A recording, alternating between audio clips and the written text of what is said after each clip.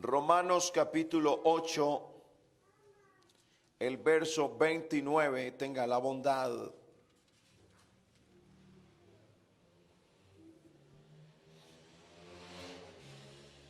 Romanos capítulo 8, el verso 29 nos dice: porque a los que antes conoció, también los predestinó para que fuesen hechos conforme a la imagen de su Hijo, para que Él sea el primogénito entre muchos hermanos. Tengan muy en cuenta este texto, que es la base para hablarles en esta hora, la iglesia gloriosa del Señor Jesús. La iglesia gloriosa del Señor Jesús. Uy, que se tenga la bondad. Quiero decirle, amada iglesia, en estos textos,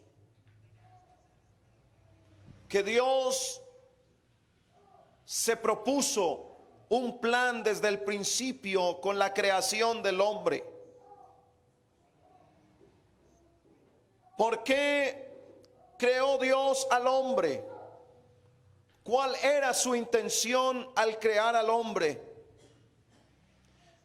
Y la respuesta a esta pregunta la hallamos en Génesis el capítulo 1, el verso 26 y 27. Estos dos versículos son de gran importancia y nos revelan que la creación del hombre por Dios es un hecho extraordinario.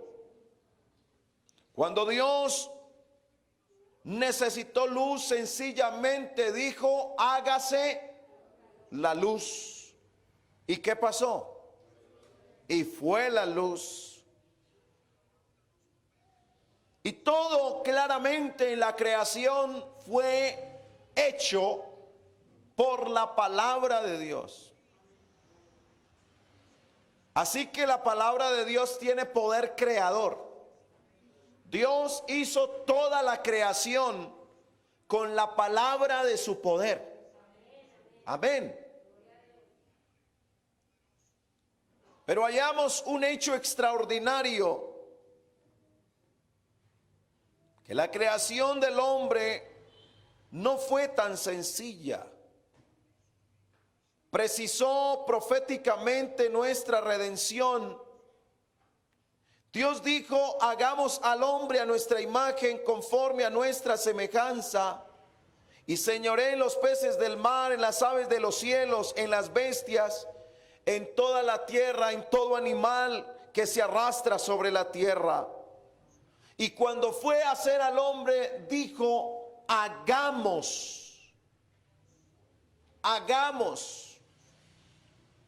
Encontramos ese texto que dice hagamos, que es un texto que tuercen los que creen en varias deidades o divinidades, los que quieren dividir al Señor por estratagema de hombres que quieren engañar con astucia, diciendo que fueron varios los que crearon al hombre.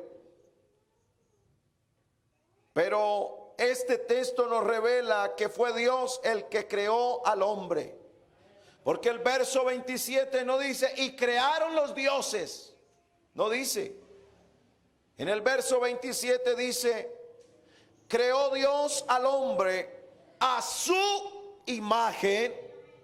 A imagen de Dios lo creó, varón y hembra los creó.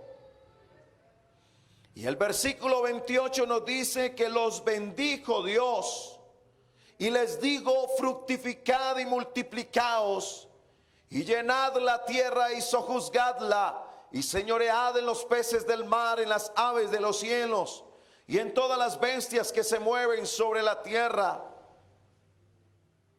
Dios nos da a conocer lo que Él pretendía: que el hombre señorease, que llegara a reinar sobre la tierra, y entonces quedaría satisfecho.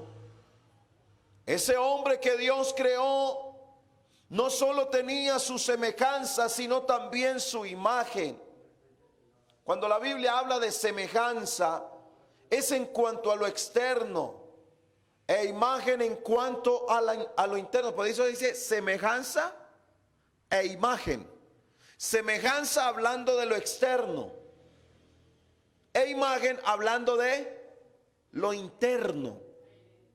Dios no deseaba solo la semejanza externa del hombre, sino que éste allá en lo íntimo poseyera su imagen, de modo que compartiera con él el mismo sentir, la misma sensación íntima, la misma manera de vivir, la misma naturaleza santa, para que quien quiera entrar en contacto percibiera la presencia de Dios.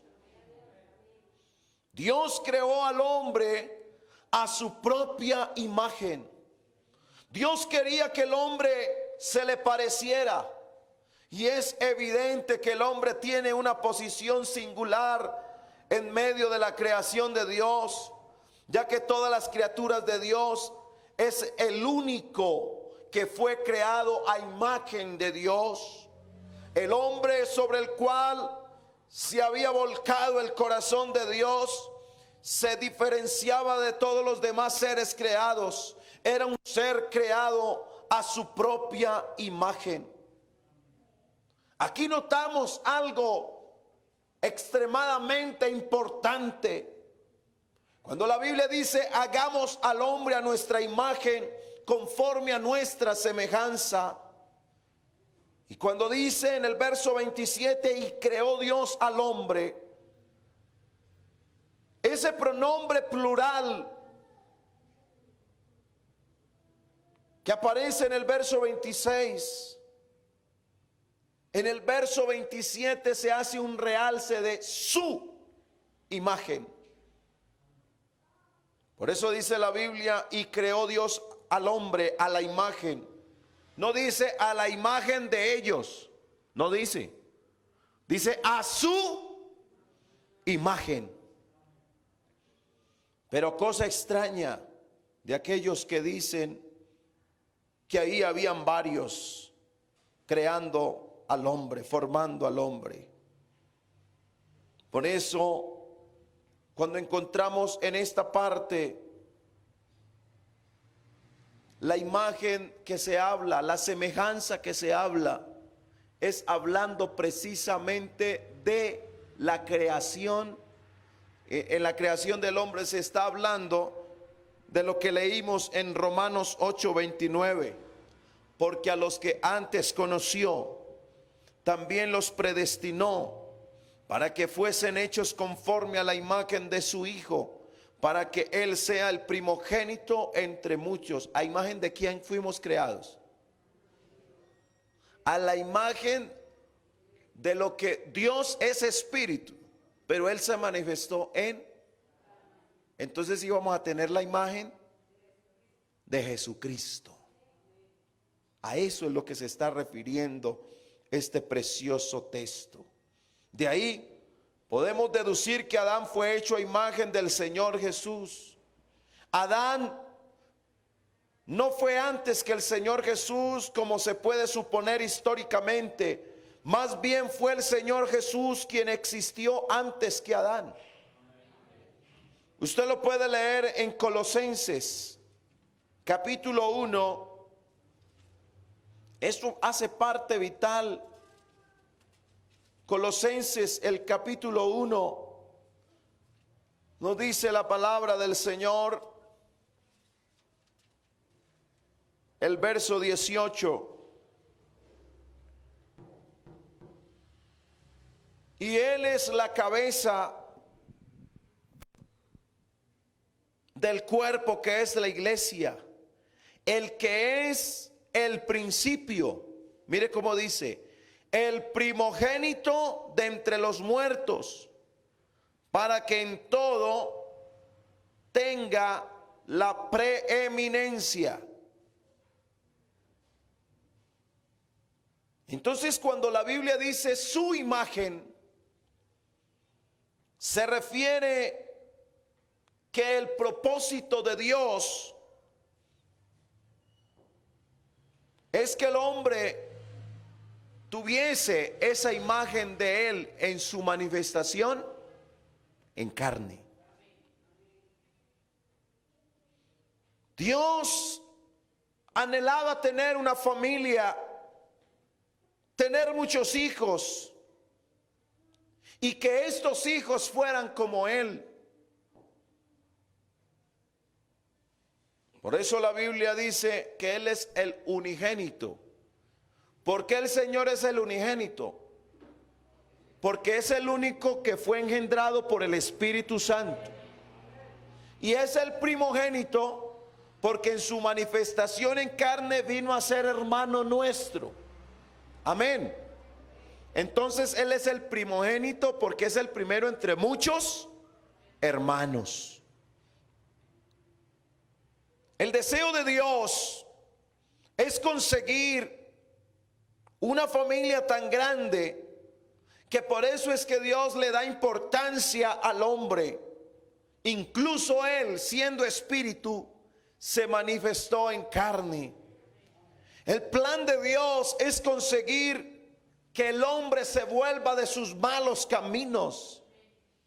Y cuando se obtiene el hombre, el plan de Dios se cumple. El plan de Dios se cumple por medio del hombre, y por medio del hombre queda satisfecha su necesidad. El Señor lo que quiere es que se cumpla su propósito. Por eso todo el que quiere, porque esto es para el que quiere. La Biblia dice: el que quiera venir en pos de mí, el que se quiera consagrar, el que quiera buscar. Hermano, esto no es de obligar, porque Dios no obliga a nadie. Si una persona no quiere orar, no crea que Dios lo va a poner a orar. Si usted quiere orar en la madrugada, dígale a Dios que lo despierte y verá que lo despierta. ¿Sí o no, iglesia? Y lo consigue. Y si no sabe orar, dígale al Señor que le enseñe a orar, y lo va a conseguir, porque lo que usted le pide al Señor creyendo, lo recibe, porque el Señor está pendiente de sus hijos. Alabado sea el nombre de Jesús.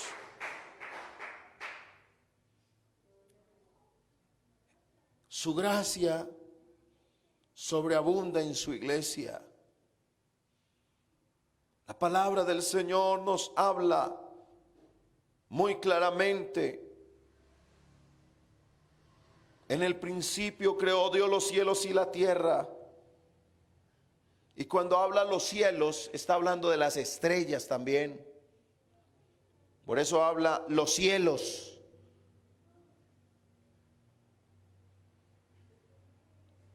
Y también la tierra tiene sus estrellas. Tiene su cielo que se puede ver. La palabra del Señor Jesucristo nos declara enfáticamente que el Señor quiere reinar en nuestras vidas. ¿Y eso qué significa? Que usted no se manda. Por eso el que se entrega al Señor permite que Dios reine, que Dios lo gobierne. Por eso todo aquel que quiera hacer su propia voluntad aquí no prospera.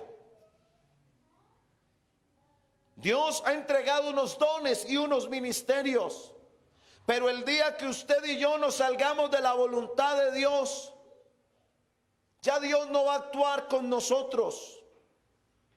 El enemigo de nuestras almas quiso llevarse la adoración que le pertenece a Dios. Y dice la Escritura que con él una tercera parte de los ángeles se rebelaron contra Dios y no quisieron adorar a Dios. Por eso aquel que quiera buscar gloria, la Biblia lo llama vanagloria. El día que un predicador, el día que un cantante, un adorador, un músico, algún servidor quiera mostrar sus facultades, quiera mostrar sus habilidades para ganar la aceptación de los demás y la alabanza de los demás, hasta ese día la presencia de Dios acompañará a ese servidor. Había un gran predicador en nuestra iglesia que el Señor le había regalado el don de sanidad. Pero un día se llenó de orgullo su corazón y le dijo a la congregación: estas manos que han sanado a tantos. Y fue la última predicación que tuvo ese pastor y no volvió a predicar más. Y de hecho se apartó de los caminos del Señor. Porque aquí nosotros no estamos en pie por nuestras fuerzas. No estamos en la iglesia porque seamos esto, porque seamos lo otro. Si estamos en pie todavía y en pie de lucha, es a saber, porque hay un gigante que pelea nuestras batallas, que va adelante librándonos de todas las acechanzas del enemigo. Alabanzas a Jesús. Alabanzas a Jesús. El Señor quiere que nosotros guardemos su palabra. La iglesia del Señor. Y aquí viene algo poderoso, hermanos. Nuestro Dios no comparte su gloria con nadie. Y cuando la Biblia habla de la gloria de Dios, el salmista tuvo que decir: no a nosotros, oh Jehová, no a nosotros, sino a tu nombre la gloria. Alabado sea el nombre de Jesús. Pero cuando Él se refiere a la iglesia, hermanos, yo veo el trato que Dios le da a esta iglesia. Y cuando usted mira la palabra del Señor, se dará cuenta que hay un trato especial que tiene el Señor con su iglesia. A mí me llama la atención como en Efesios, el apóstol Pablo, hablando de la iglesia, lo menciona de una manera que se estremece mi corazón al ver la manera en que el Señor tiene un afecto entrañable para con su iglesia. Y mire, hermano, cuando usted lee el capítulo 5 de Efesios, el verso 2 nos dice la manera en que debemos andar como iglesia del Señor. Y dice la palabra: y andad en amor como también Cristo nos amó. ¿Y qué hizo el Señor? Y se entregó a sí mismo por nosotros. ¿Y cómo lo hizo? ¿Cómo se entregó? En ofrenda y sacrificio a Dios en olor fragante. ¿Sabe, hermano, que esto habla de adoración? Y ningún servidor, ninguno que esté dirigiendo puede llevar a nadie a la adoración. Nadie adora porque alguien le diga aquí: hermano, adore al Señor, adórelo. Usted no lo va a adorar porque alguien le diga. Porque la adoración no es porque alguien me esté diciendo que adore. La adoración es algo individual. Hay personas que lo pueden ver a usted y cómo se estremece usted y cómo hace usted, y dicen: este no está adorando. Eso dice la persona. Pero porque como Dios nos hizo a semejanza e imagen, vuelvo a repetir, la semejanza es de lo externo y la imagen habla de lo interno. Por eso es que usted por dentro el Señor nos hizo con la capacidad de Él morar dentro de nosotros. Sabe que esta semana que estaba ya con los hermanos, veía la forma, hermano, que alababan a Dios. Yo me quedé admirado. Porque para algunos dirían: estos están locos, pero ¿por qué adoran de esa manera? Y el movimiento que había ya no era humano, no era emocional. Porque cuando Dios empieza a moverse dentro de nosotros, hay que manifestarlo de manera externa. Uno que siente a Dios no se queda quieto. Alguien que está sintiendo la gloria de Dios no puede dejar su boca cerrada. Alguien que siente la gloria de Dios tiene que explotar en alabanza, tiene que explotar en adoración. Alabado sea el nombre de Jesús. Nadie que te diga que adore va a conseguir que el otro adore. Eso es mentira. Porque quizás el que te dice aquí adore, hermano, ni siquiera él lo está haciendo. La adoración usted mismo la tiene que hacer para Dios. Y si el Señor lo hizo, mire cómo lo hizo. Él se entregó, 1, 2. Lo primero que hizo antes de entregarse es que nos amó. Y al amarnos, se entregó a sí mismo. ¿Y cómo lo demostró? En ofrenda y sacrificio, en olor fragante a Dios. Yo quiero preguntarle en el nombre del Señor Jesús. Nuestra vida tiene que demostrar lo que tenemos de Dios. Lo entregado que estamos a Dios. Hermano, eso no lo define el pastor. Porque yo no sé internamente usted cómo está con Dios. Yo no sé usted qué clase de vida espiritual lleva con Dios. Es verdad que la Biblia dice que por sus frutos los conoceréis. Y sabe, hermano, hay hermanos que son criticados porque algunos hablan de la oración, porque han encontrado en el secreto, allá en la oración, han encontrado un contacto espiritual con Dios maravilloso. Y como alguien me lo dijera en una ocasión, hace poco: ay, pastor, es que a mí no me gusta pedirle consejo a usted, porque usted todo lo resuelve en la oración. Y yo le dije: ¿y qué más hay? La iglesia lo único que tiene para buscar la respuesta de todas las cosas es buscando el secreto, es buscando la presencia del Dios Todopoderoso. Alabado sea el nombre de Jesús. La iglesia que se ocupa en la oración tendrá experiencias maravillosas en Dios. Una iglesia que se descuida en oración es una iglesia que entra en una etapa de enfriamiento como la Odisea. Que el Señor nos libre, hermanos, de caer en un enfriamiento espiritual. Por eso una persona que se apaga su amor hacia Dios, lo primero que hace es dejar de orar. Oh, pero aviva el don del don de Dios que hay en tu iglesia, porque necesitamos buscar el secreto, necesitamos encerrarnos con Dios. Esta iglesia es lo que es, porque ha entendido que la búsqueda es si usted quiere. Y hay veces en la madrugada, hermano, que el Señor lo llama a uno a orar. Y como que a esa hora de la madrugada la cobija se pone como más buena. Y uno a veces quiere como: ay, Señor, en otro momentico, Señor.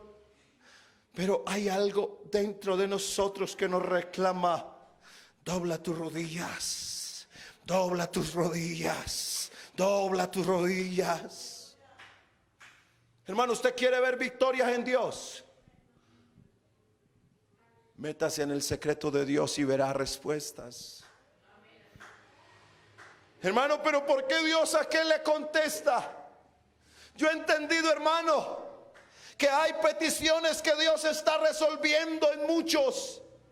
Es porque han sabido buscar en los secretos de Dios, han sabido encerrarse con Dios. Y hay cosas que hay hermanos que ni siquiera dicen una petición y a veces ni la expresan, pero ellos allá en los secretos lo tienen allá en la presencia de Dios. Y cuando vemos en la respuesta de Dios en aquellos que han entendido esa búsqueda de intimidad con Dios trae buenos resultados. Alabanzas al nombre de Jesús. El enemigo busca la manera de entretenernos.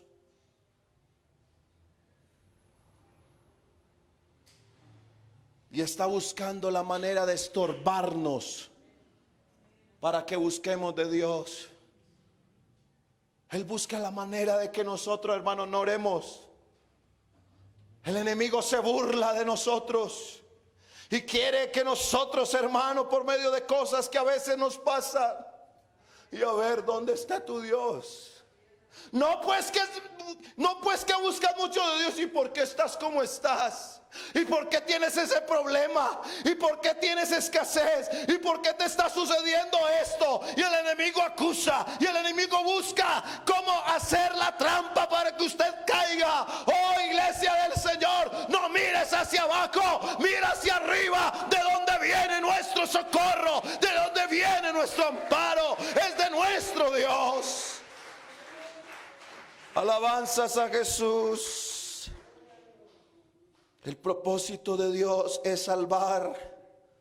El propósito de Dios es restaurar. El propósito de Dios es perdonar. El propósito de Dios es llenar con su Santo Espíritu. ¿Sabe, hermano, que hay hermanos que dicen: no, hermano, yo ya no vuelvo a pedir que el Señor me bautice con su Espíritu Santo? Es que yo he hecho esto y lo otro y nada ha pasado. Sigue, hermano, en esta hora, en esa búsqueda, porque lo que tienes que hacer no es sino recibir, porque ese regalo ya está dado. Y si el Señor ya dio ese regalo, usted lo único que tiene que hacer es recibirlo. Reciba el Espíritu Santo en el nombre de Jesús, se lo digo. El Señor nos ha elegido. Nos ha elegido para ser parte de su iglesia, hermano. Que otros no lo valoren, que otros no quieran seguir, hermano, nos duele los que se apartan. Y yo quiero invitar a la iglesia, hermano, que oremos por los que sabemos que se han apartado. Uno ya sabe más o menos dónde se ubicaban ciertos hermanos que cuando se congregaban, y usted mira, y no porque estén en las obras en proyección, porque ya usted sabe los que están en las obras en proyección, pero nos duele ver aquel espacio donde usted sabía que se sentaba un hermano o se sentaba una hermana. Yo lo invito, iglesia del Señor, con todo el respeto que se merece la iglesia del Señor. Hermano, no critiquemos, por favor. Hermano, no divulguemos que aquel está haciendo esto o lo otro. No, no, no. Vamos a lo secreto y digámosle: Señor, vuélvelos a ti. Vuélvelos a ti, Señor. Ellos vuelvan a ti, oh Dios, para que ellos puedan reconciliarse contigo. Aleluya. El Señor le ha dado autoridad a la iglesia del Señor. Hermanos, hoy tenemos que ser más santos. Hoy tenemos que ser más fervientes en espíritu, sirviendo al Señor. Hermanos, necesitamos, como iglesia del Señor, tener una búsqueda y un deseo de amar más al Señor, hermano. Yo no sé cuántos quieran amar más al Señor, porque cuanto más enamorados estemos del Señor, hermano, uno enamorado del Señor no le importa que pasen las horas orando, porque usted ama tanto al Señor que lo hace porque lo ama, viene al culto porque lo ama, es fiel porque lo ama, usted vive santamente porque ama a Dios.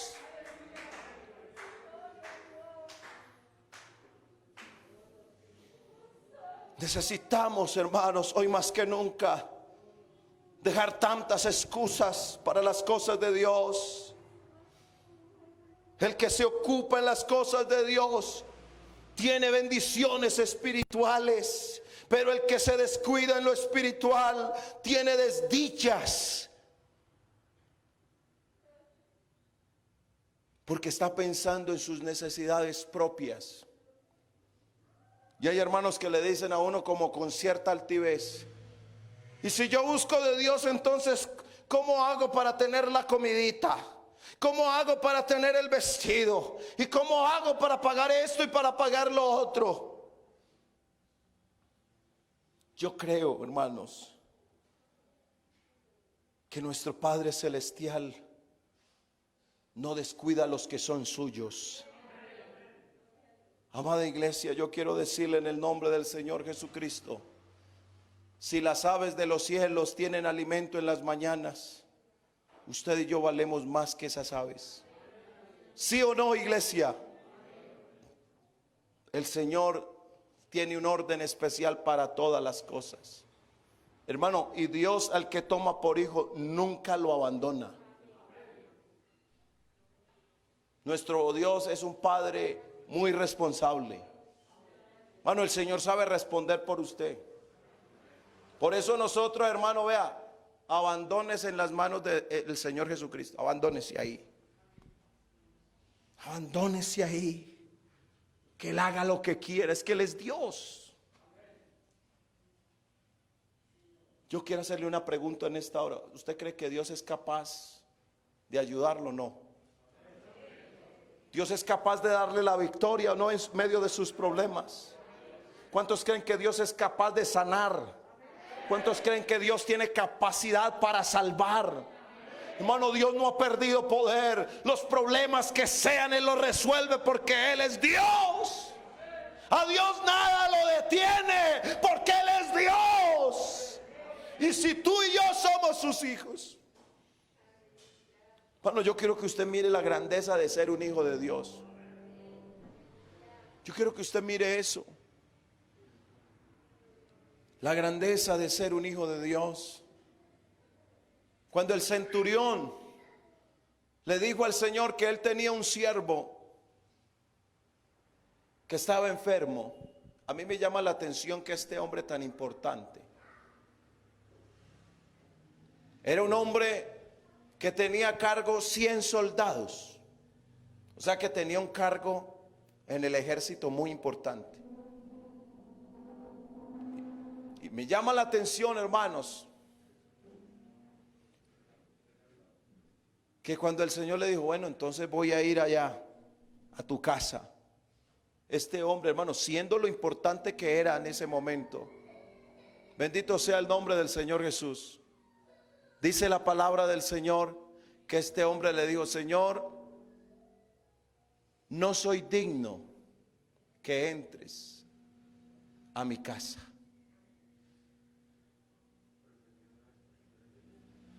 No soy digno que entres a mi casa.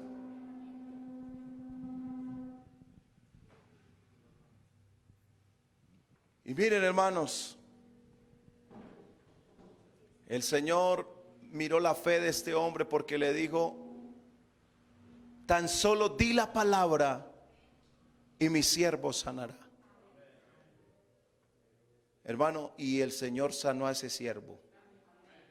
Yo le pregunto, iglesia del Señor, por más humilde que sea tu casa, ¿la presencia de Dios va a tu casa? ¿Cuántos creen esto que estoy diciendo? ¿A cuántos los acompaña el Señor hasta su humilde morada? Y no falta ya la presencia de Dios, ¿verdad? Tú allá en tu casa has tenido victorias espirituales, has sentido la presencia de Dios moviéndose de una manera muy especial. Y yo creo que nuestro Dios sigue haciendo cosas poderosas. Yo quiero en esta hora invitarle en el nombre del Señor Jesús a que le digas al Señor en este momento, Señor,